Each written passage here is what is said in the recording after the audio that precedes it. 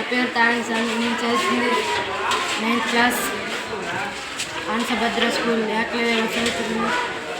మేము పడుకుంది ఇక్కడే స్కూల్, ఇక్కడ చదువుకుంటున్నాం. ఇంకా పడుకోవడం మీ రూమ్లోనే, చదువు మీ రూమ్లోనే. మాకు కొత్త బిల్డింగ్ ఇస్తే మేము బాగా చదువుకుంటామని కోరుకుంటున్నాం. సార్, నా పేరు B Obama. 9th class B section చదువుతున్నాను, ఆన్సభద్ర. ఇక్కడ మాకు ఒకటే డార్మెంటరీ అయిపోయింది. ఆ డార్మెంటరీలోనే మాకు క్లాసులన్నీ జరుగుతుంటాయి. ఏ ప్రోగ్రామ్ చేసినా డార్మెంటరీలోనే చేస్తారు. మాకు మంచి కిచెన్ లేదు. దాంతోపాటు మాకు పెద్ద డైనింగ్ హాల్ లేక అసెంబ్లీ గ్రౌండ్లోనే అందరం తింటున్నాము. ఇక్కడ మాకు టాయిలెట్ సమస్య కూడా ఉంది. టాయిలెట్స్ లేక స్కూల్ క్యాంపస్ బయటికి టాయిలెట్స్ కోసం వెళ్ళాల్సి వస్తుంది. దాంతోపాటు మాకు బేబీ స్కూల్ ఇవ్వాలని కోరుకుంటున్నాం సార్. Thank you. ఓకే. ఇక్కడ తెలుగు ప్రిన్సిపల్ ఆన్సభద్ర స్కూల్ ప్రిన్సిపల్ ఆంధ్రప్రదేశ్లో ఉంది.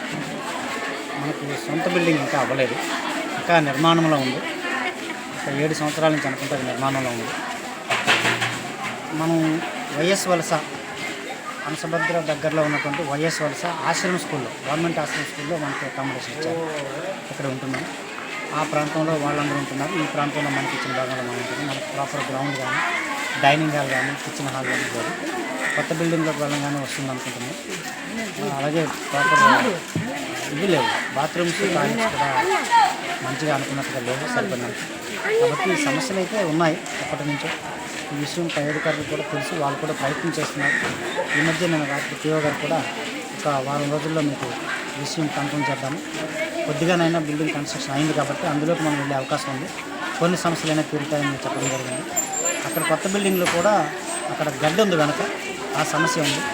అలాగే కాంపౌండ్ వాళ్ళు, రిటైనింగ్ వాళ్ళతో పాటు ఆ మిగతా ఉన్నటువంటి మాత్రం కొద్దిగా ఈ సమస్య నుండి, కొన్ని సమస్యల నుంచి బయటపడగలని ఆశిస్తున్నాం. పిఓ గారు, కలెక్టర్ గారు కూడా 2-3 సార్లు విజిట్ చేస్తున్నారు ఈ పాఠశాలను.